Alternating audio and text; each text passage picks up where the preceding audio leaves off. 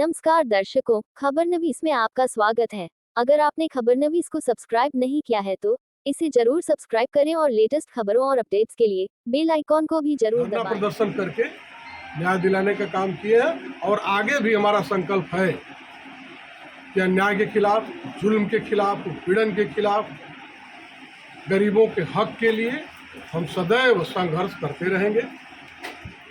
संघर्षों की राह छोड़कर कैसे ले लूं भीख दया की, किस विधि तुम्हें सुनाऊं व्यथा मैं अपने व्यथित हृदय की।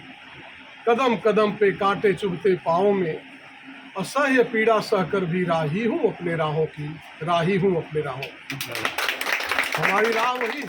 सुना आपने, ये ही छात्र जीवन से ही नेता के नाम से अपनी पहचान बनाकर पूर्वांचल और विशेषकर गाजीपुर जिले में अपनी शर्तों पर राजनीति कर सुर्खियों बटोरने वाले अरुण सिंह, ये जिला सहकारी बैंक गाजीपुर के पूर्व चेयरमैन भी रह चुके हैं। किसी जमाने में अरुण सिंह भारतीय जनता पार्टी के कद्दावर नेता के साथ पार्टी में एक महत्वपूर्ण स्थान रखते थे। बड़े जनसमर्थन के साथ अपनी बेबाक और निडर छवि के चलते अरुण सिंह कई बार जन आंदोलनों के साथ आपराधिक वारदातों में भी खूब चर्चा में रहे। टिकट से 2 बार विधानसभा का चुनाव लड़कर मामूली अंतर से हारने वाले कद्दावर नेता रहे अरुण सिंह 6 साल बाद एक मुकदमे में जेल से जमानत पर रिहा होकर सावन के पहले सोमवार को अपने पैतृक भूमि नारी पचदेवरा पहुंचे, जहां समर्थकों और क्षेत्रवासियों ने उनका फूल, माला और पगड़ी बांधकर स्वागत किया। इस मौके पर समर्थकों और क्षेत्रीय लोगों से मुलाकात करने के बाद अरुण सिंह मीडिया से मुखातिब हुए और चिरपरिचित अंदाज में बहुत ही बेबाकी से मीडिया के सवालों का जवाब दिया। उन्होंने स्पष्ट किया कि मैं अन्याय के खिलाफ हमेशा लड़ता आया हूं और आगे भी अन्याय के खिलाफ और गरीबों के हक के लिए लड़ता रहूंगा। उन्होंने साफ कहा कि मुझे मुकदमों की कोई परवाह नहीं है।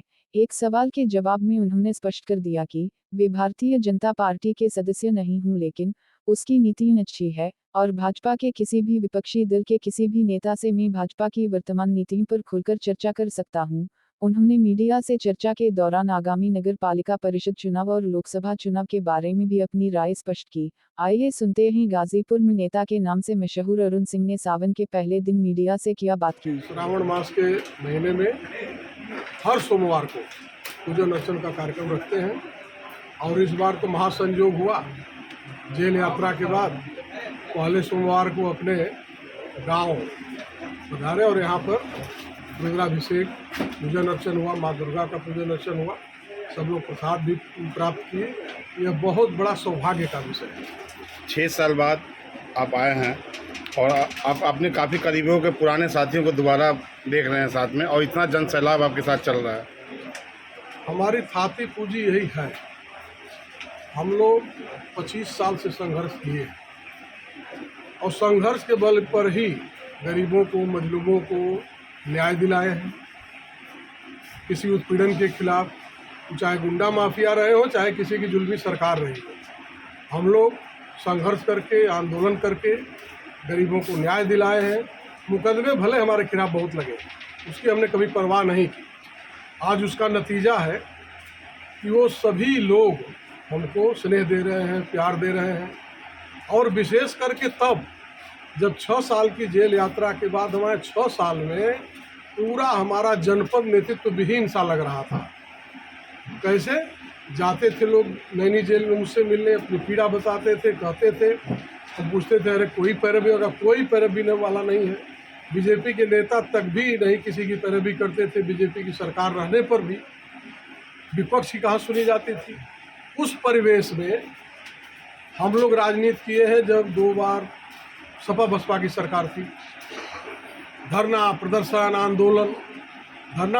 आंदोलन तो हम बीजेपी में थे, अपनी सरकार के खिलाफ भी किए। अगर कहीं उत्पीड़न हुआ है, अन्याय हुआ है, तो हम लोग संघर्ष के बल पर धरना प्रदर्शन करके न्याय दिलाने का काम किए हैं और आगे भी हमारा संकल्प है कि अन्याय के खिलाफ, जुल्म के खिलाफ, उत्पीड़न के खिलाफ, गरीबों के हक के लिए हम सदैव संघर्ष करते रहेंगे। संघर्षों की राह छोड़कर कैसे ले लूं भीख दया की, किस विधि तुम्हें सुनाऊं व्यथा मैं अपने व्यथित हृदय की। कदम कदम पे कांटे चुभते पाँव में, असह्य पीड़ा सहकर भी राही हूँ अपने राहों की, राही हूँ अपने राहों की। हमारी राह वही है, गरीबों को न्याय दिलाना, अन्याय जुल्म के खिलाफ संघर्ष करना। छात्र राजनीति से लेके निर्दल राजनीति में भी। अभी आप योगी आदित्यनाथ से भी मिले हैं और ऊपर जो है आपके भगवा पगड़ी भी दिखाई दे रहा है, क्या आसार समझे हम? ऐसा है कि अभी हम योगी आदित्यनाथ जी से निकलने के बाद मिले नहीं हैं। अभी राष्ट्रपति का चुनाव ना हो रहा, उपराष्ट्रपति का चुनाव हो जाएगा, हम मिलेंगे। लखनऊ आप गए थे? और हम कई जगह गए थे, अब कहाँ गए थे उसका जो है वो नहीं, लेकिन हम कई जगह गए थे और हम मिलेंगे भी। उनसे हमारे अच्छे संबंध हैं, उनका स्नेह भी है। मोदी और योगी जी के कार्य से हम बहुत प्रसन्न हैं। देश के स्वाभिमान के सवाल पर आज मोदी जी हैं, इसके पहले अटल जी हुआ करते थे। परमाणु बम परीक्षण से लेकर के आज का जो परिवेश है, विश्व के मानस पटल पर भारत का स्वाभिमान खड़ा हुआ है, बढ़ा है। योगी जी उत्तर प्रदेश में हर वर्ग को विकास की योजना से जुड़े हैं, यह मैं दावे के साथ कह सकता हूँ। क्योंकि सपा बसपा की सरकार में हम लोगों ने बड़ा धरना, प्रदर्शन, आंदोलन किया। किस बात के लिए?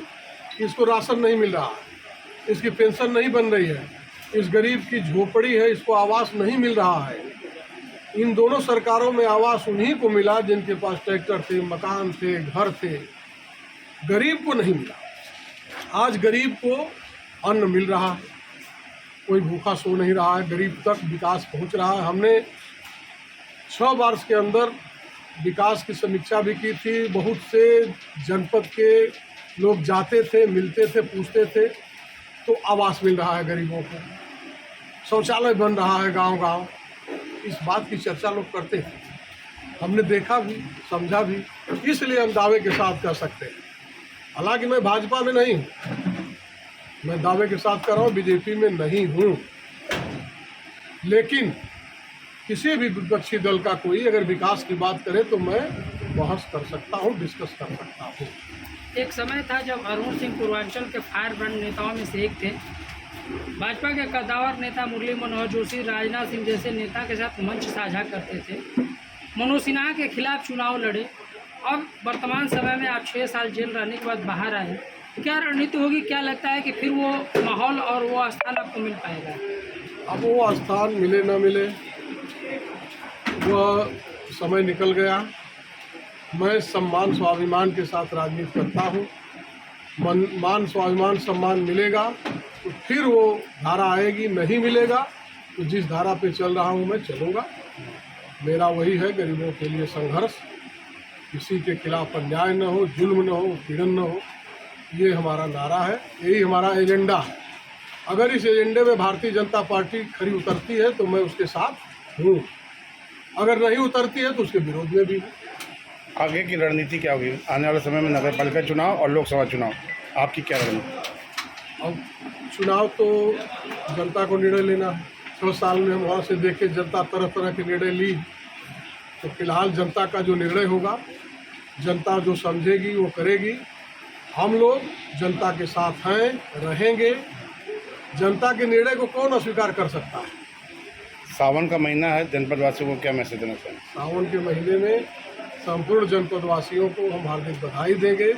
भगवान भोलेनाथ से हम निवेदन करेंगे, अनुनय विनय करेंगे, प्रार्थना करेंगे, हे भोलेनाथ संपूर्ण जनपद वासियों के परिवार को फलवित कीजिए, सबको सुख दीजिए, सुखमय जीवन हो।